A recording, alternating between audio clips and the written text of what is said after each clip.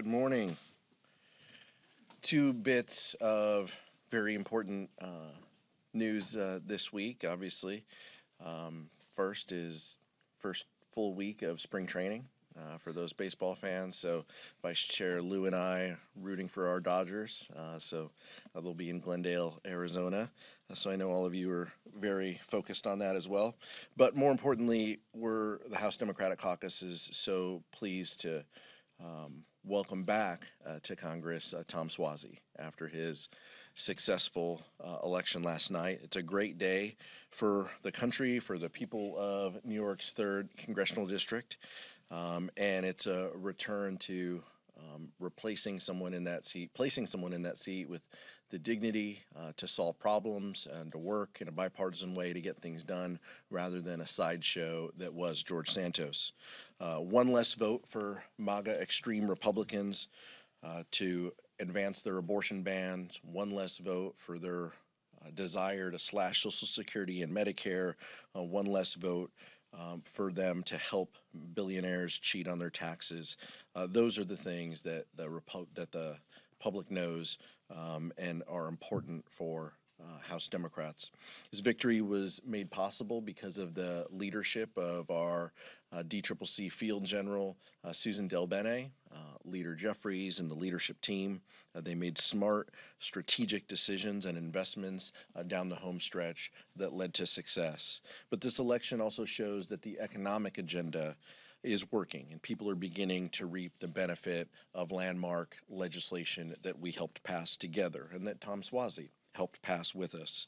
Because of the leadership of President Biden and Vice President Harris, we have created 14.8 million jobs throughout the country. Inflation is cooling and wages are rising.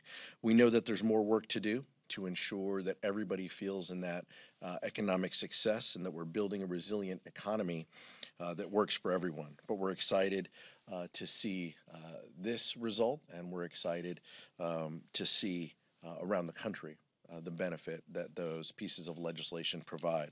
There's no doubt that we continue to put people over politics. We always have and we always will, and we welcome back Tom Swazi, who will do just that. And with that, I'll introduce the Vice Chair of the House Democratic Caucus, Ted Lieu.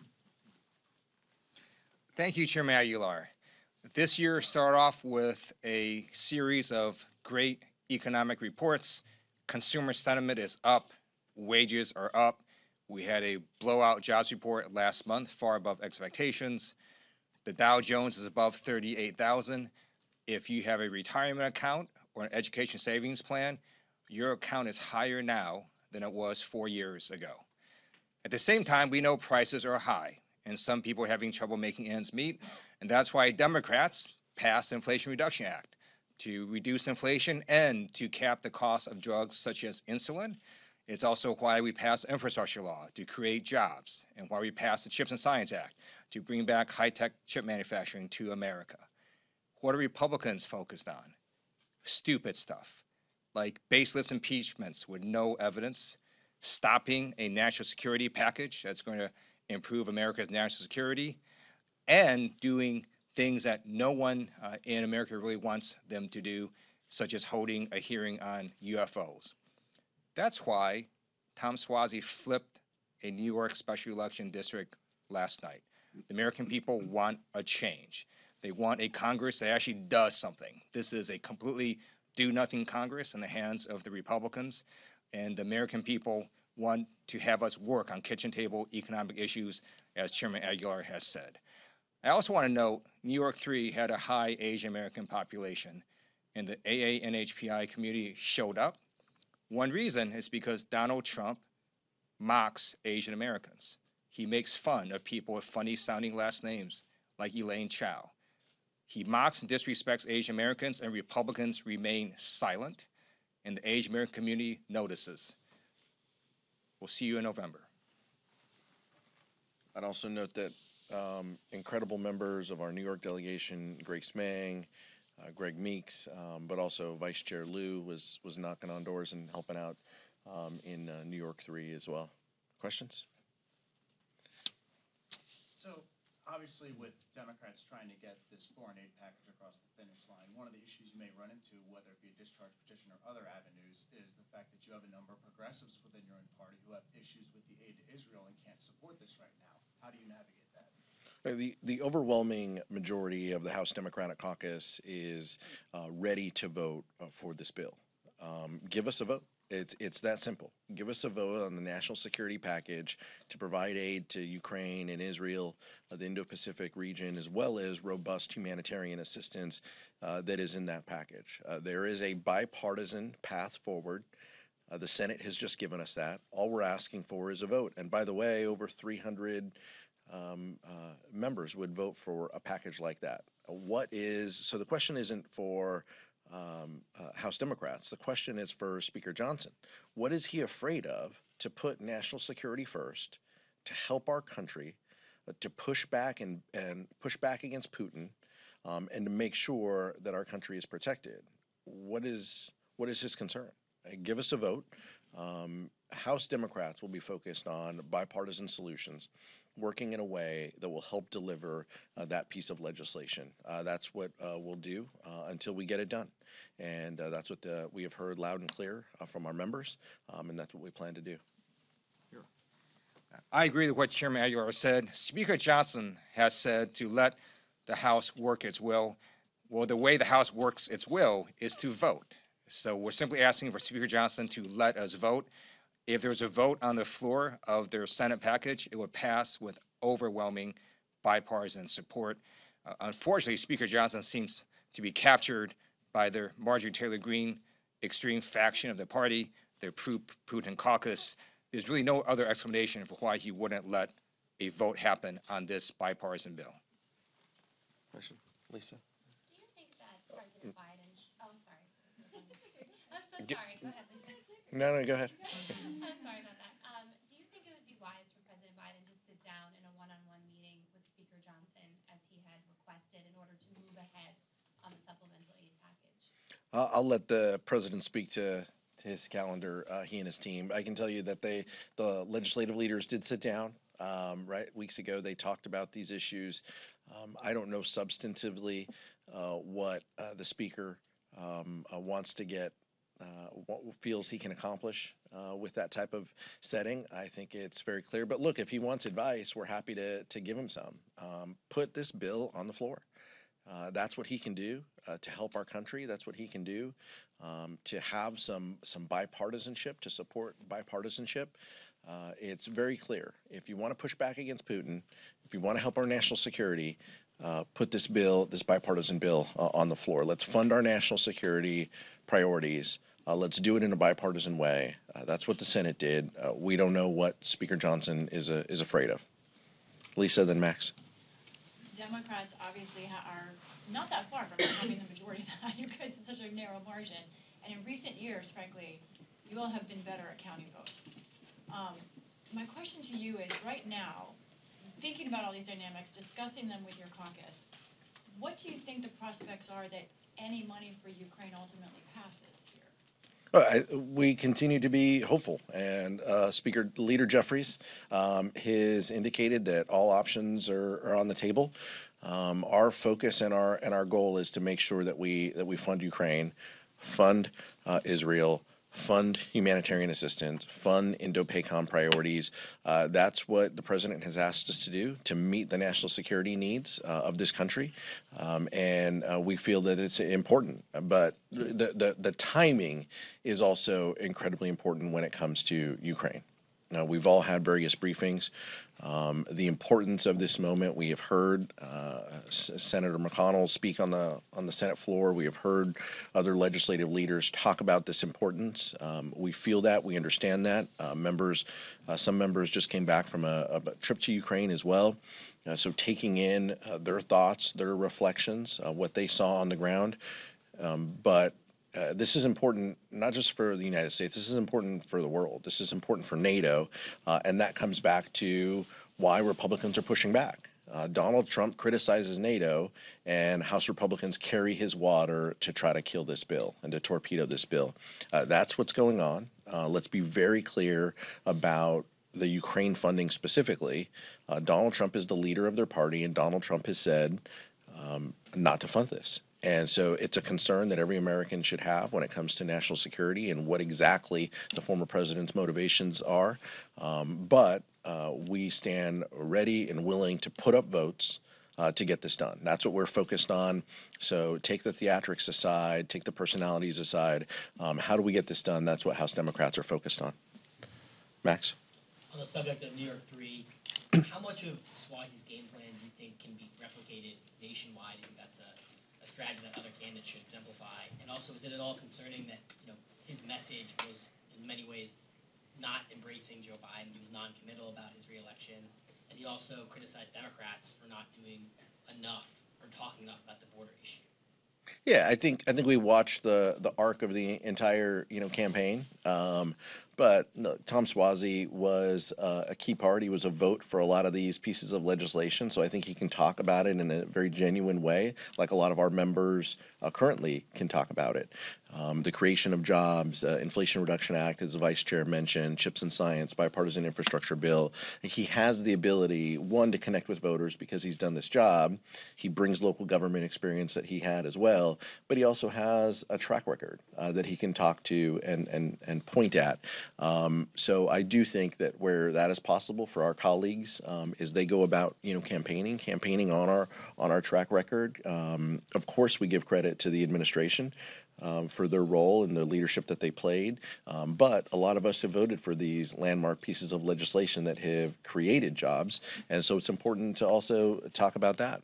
Tom Swazi also has a track record of voting for the Dream and Promise Act and working in a bipartisan way to deliver immigration reform. So I'm not worried about positions that he took or things that he said. I'm confident he's going to be a friend and a colleague on these issues and is going to help us chart a path toward bipartisan success in the future. I think the framing of your question is not correct. Tom Swazi actually ran on comprehensive immigration reform. He supports that. And he also said he supports a Senate bill. It was the Republicans that tanked that Senate bill on the orders of Donald Trump. The voters of New York 3 noticed. In addition, Tom Swazi ran on saying he's not going to ban abortion. He's not going to support a national abortion ban. The voters of New York 3 also noticed that as well. And I think those are messages that will resonate in every single district. Michael? Thank you, Mr. Chair.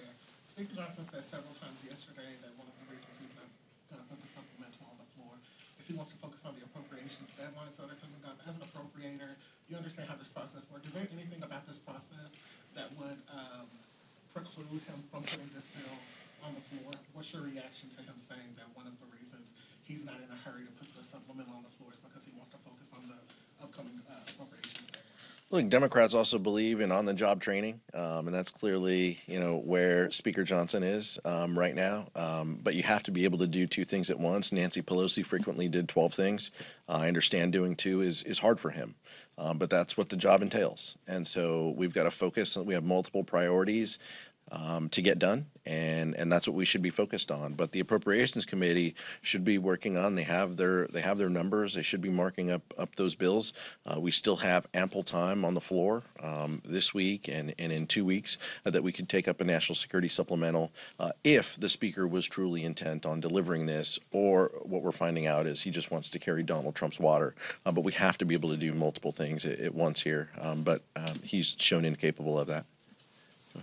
Yeah, if I could just follow up on New York 3 and specifically the immigration piece of that and the way Tom Swazi messaged on that. Are there lessons that Democrats can take from that going into the fall, or was that election kind of too unique to really draw any lessons from? I think specifically, on the immigration frame, we've read articles. We understand New York has a lot of thoughts on this issue, and I think that that's fair. I think the vice chair is absolutely correct as well. I mean, Tom Swazi has a rich record of voting and supporting a comprehensive immigration reform. I mentioned the Dream and Promise Act, the Farm Worker Modernization Bill. Those are bipartisan pieces of legislation, and Tom Swazi talked about this openly. He also talked about the Senate bipartisan bill when it included the border component before. Just a reminder, before Donald Trump exercised his senatorial veto and got the House and Republican senators to oppose that portion, and they walked away from a bipartisan solution that they themselves negotiated. So I think that's the lesson here is whatever Donald Trump says is where House Republicans are going to land.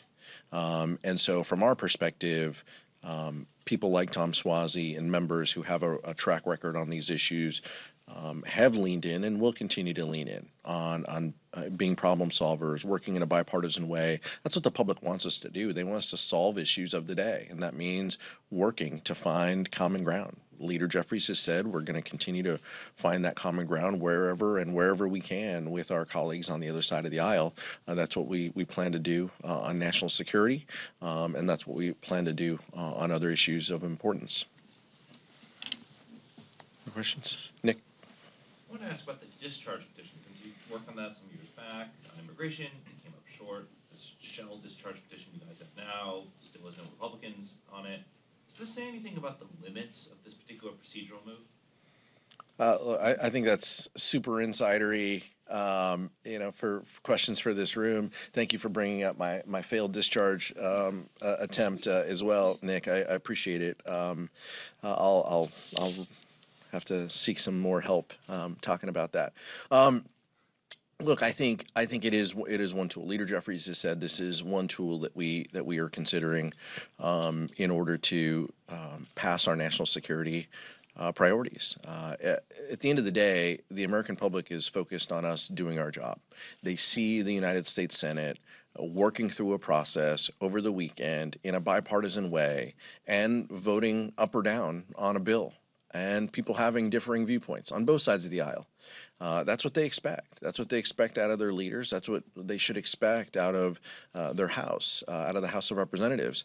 I think what's changed, though, to your question is so few people, I think, on the other side of the aisle are willing to tell their leadership no.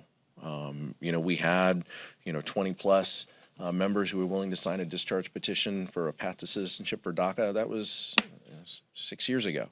The environment's changed a little bit, and it has always been, for the better, or to work together. And so finding our Republican colleagues who are committed to funding Ukraine, committed to funding humanitarian aid, committed to funding our closest ally in Israel.